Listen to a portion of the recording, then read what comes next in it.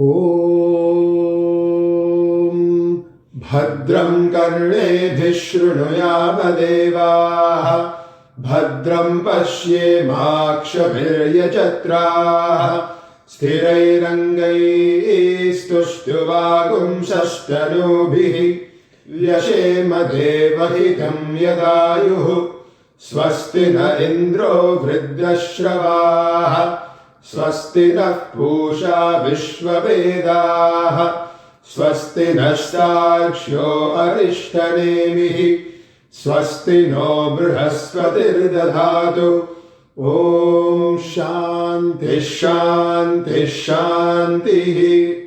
ॐ योपां पुष्पं वेद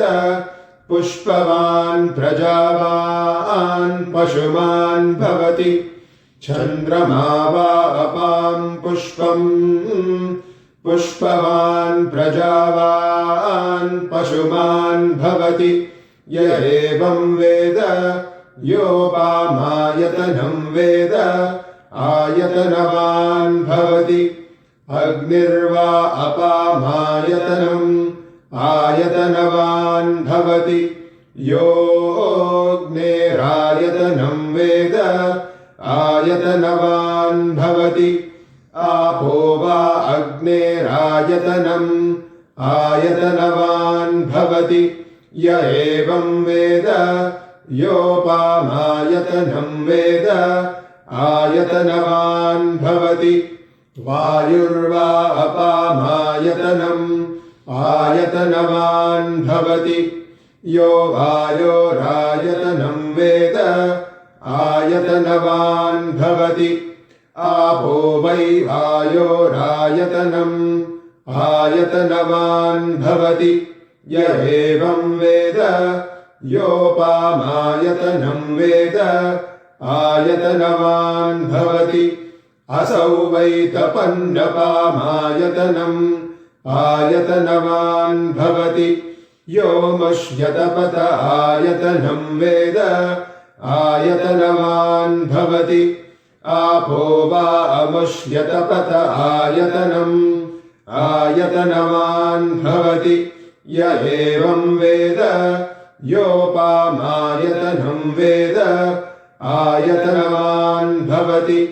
चन्द्रमा वा अपामायतनम् आयतनवान् भवति यश्चन्द्रमस आयतनं वेद आयतनवान् भवति आपो वै चन्द्रमस आयतनम् आयतनवान् भवति य एवं वेद योपामायतनं वेद आयतनवान् भवति नक्षत्राणि वा अपामायतनम् आयतनवान् भवति यो नक्षत्राणामायतनं वेद आयतनवान् भवति आपो वै नक्षत्राणामायतनम् आयतनवान् भवति य एवं वेद योपामायतनं वेद आयतनवान् भवति पर्जन्यो वा अपामायतनम् आयतनवान् भवति यः पर्जन्यस्यायतनं वेद आयतनवान् भवति आपो वै पर्जन्यस्यायतनम् आयतनवान् भवति य एवं वेद योपामायतनं वेद आयतनवान् भवति संवत्सरो वा अपामायतनम् आयतनवान् भवति यः संवत्सरस्यायतनं वेद आयतनवान् भवति आपो वै संवत्सरस्यायतनम् आयतनवान् भवति य एवं वेद योऽप्सुनाभं प्रतिष्ठितां वेद प्रत्येव तिष्ठति ॐ राजाधिराजाय प्रसह्य साहिने नमो वयं वै श्रवणाय कुर्महे